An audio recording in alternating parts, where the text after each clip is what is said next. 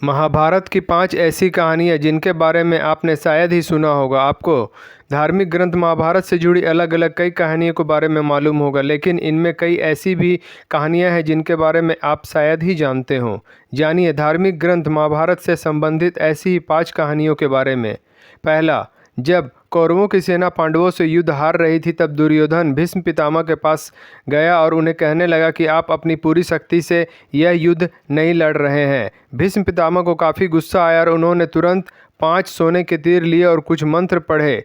मंत्र पढ़ने के बाद उन्होंने दुर्योधन से कहा कि कल इन 5 तीरों से वे पांडव को मार देंगे। मगर दुर्योधन को भीष्म पितामह के ऊपर विश्वास नहीं हुआ। उसने तीर ले लिए और कहा कि वह कल सुबह इन तीरों को वापस करेगा। इन तीरों के पीछे की कहानी भी बहुत मज़ेदार है। भगवान कृष्ण को जब तीरों के बारे में पता चला तो उन्होंने अर्जुन को बुलाया और कहा कि तुम दुर्योधन के पास जाओ और 5 तीर मांग लो। दुर्योधन की जान तुमने एक बार गंधर्व से बचाई थी, इसके बदले उसने कहा था कि कोई चीज़ जान बचाने के लिए मांगो लो। समय आ गया है, अभी तुम उन 5 सोने के तीर मांग लो। अर्जुन दुर्योधन के पास गया और उसने तीर मांगे। क्षत्रिय होने के नाते दुर्योधन ने अपने वचन को पूरा किया और तीर अर्जुन को दे दिए। द्रोणाचार्य को भारत का पहला टेस्ट ट्यूब बेबी माना जा सकता है। यह कहानी भी काफ़ी रोचक है। द्रोणाचार्य के पिता महर्षि भारद्वाज थे और उनकी माता एक अप्सरा थी। दरअसल एक शाम भारद्वाज शाम में गंगा नहाने गए, तभी उन्हें वहां एक अप्सरा नहाती हुई दिखाई दी। उसकी सुंदरता को देख ऋषि मंत्रमुग्ध हो गए और उनके शरीर से शुक्राणु निकला, जिसे ऋषि ने एक मिट्टी के बर्तन में जमा करके अंधेरे में रख दिया। इसी से द्रोणाचार्य का जन्म हुआ।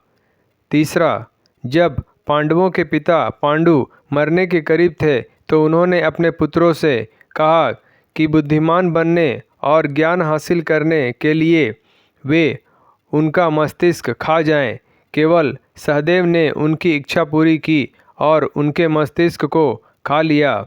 पहली बार खाने पर उसे दुनिया में हो चुकी चीज़ों के बारे में जानकारी मिली।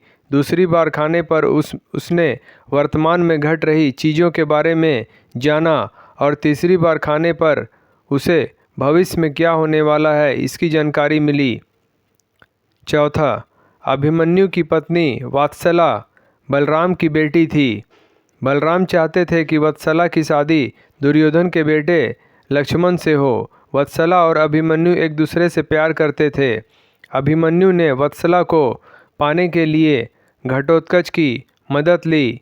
घटोत्कच ने लक्ष्मण को इतना डराया कि उसने कसम खा ली कि वह पूरी जिंदगी शादी नहीं करेगा। पांचवा, अर्जुन के बेटे इरावन ने अपने पिता की जीत के लिए खुद की बलि दी थी।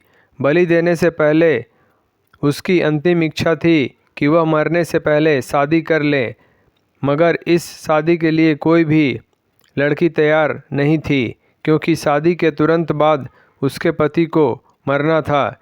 इस स्थिति में भगवान श्री कृष्ण ने मोहिनी का रूप लिया और इरावन से न केवल शादी की बल्कि एक पत्नी की तरह उसे विदा करते हुए रोए भी। दोस्तों, आपको हमारा वीडियो पसंद आया हो तो लाइक करें, शेयर करें, सब्सक्राइब करें और हमारी नई वीडियो के लिए बेल आइकॉन ज़रूर दबाएं। धन्यवाद।